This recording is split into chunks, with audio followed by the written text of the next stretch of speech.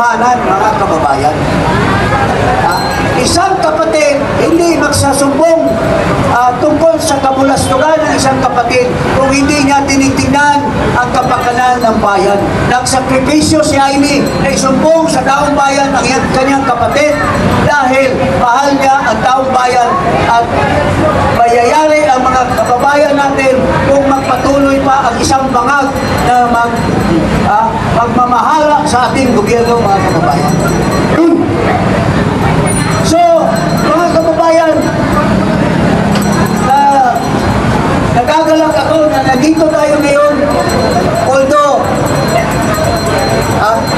tayo, kusang loob tayo napunta dito, walang isang kusing na binigay sa isa't isa namin dahil ang puso at diwa natin ay para sa taong bayan.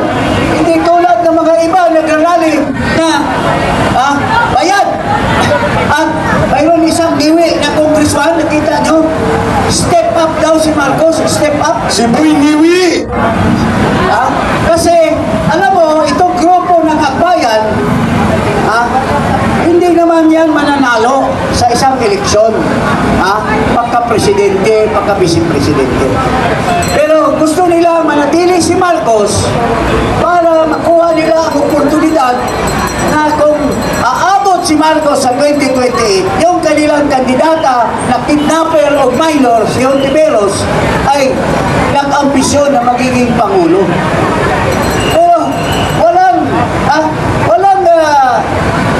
pagmamahal ang taong bayan dyan. Binabayaran ng mga testigo. Congressman Jing, 1 minute disturbance lang sa inyo ni Atty. Maniluna. Mga kababayan, nandito po ngayon si Martin Romualdez at si Marcos.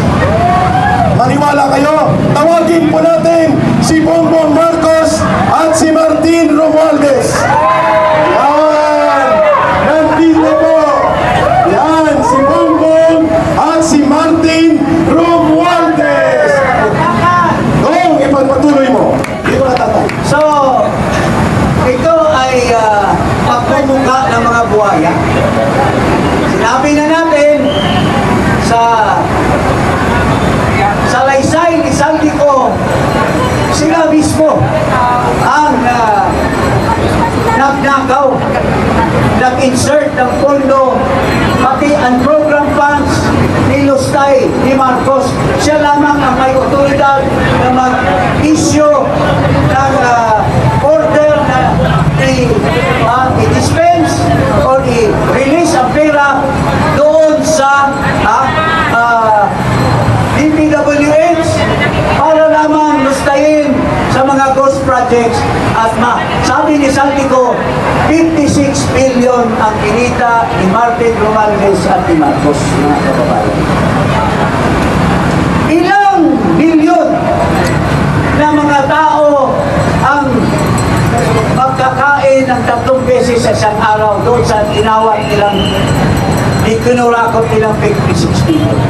Ilang eskwelahan ang mapapatayo ng ating bansa. Ilang pabahay para sa mga mahihirap ang mapapatayo. Ilang mga mabibili natin sa palengke ang bababa ang presyo kung hindi nila ninakaw ang milyon-milyon na pera, mga kababayan. Kaya kawawa talaga ang ating bansa dito sa mga pamulustugan, pagnanakaw, itong magpinsan. Tapos sinabi pa ni Saldi, walang hiya din yung asawa, walang hiya din yung anak. Nakikurakot din sa pera ng ating bansa. So, mga kababayan, anong gagawin natin dito sa mga magnanakaw? Pinanguluhan ni Marcos. Aristuhin, ikulong! Aristuhin, ikulong!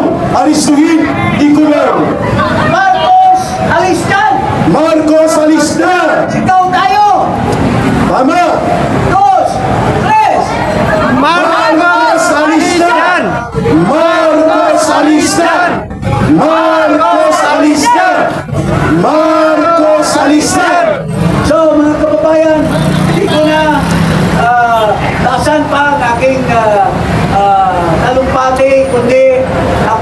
ay nananawagan muli sa ating mga kababayan na magkaisa pa tayo dahil ang isang kurakot takot na bumaba sa pwesto. Correct! Hindi tayo surrender hanggang makuha natin ang puso at diwa ng ating mga kapulisan, ang puso at diwa ng ating mga sundalo na makita nila na sila rin ay sinakripisyo ng gobyerno at binigyan sila ng walang pagkakataon na magkaroon pa ng magandang buhay dahil ang pera din na nilustay ni Marcos at sila din ang binibigay. Tayo ba maaatim natin na papakainin ang ating pamilya ng mga lakaw na pera? Hindi! So, Marcos, alis dyan! Marcos, alis dyan! Marcos, alis dyan!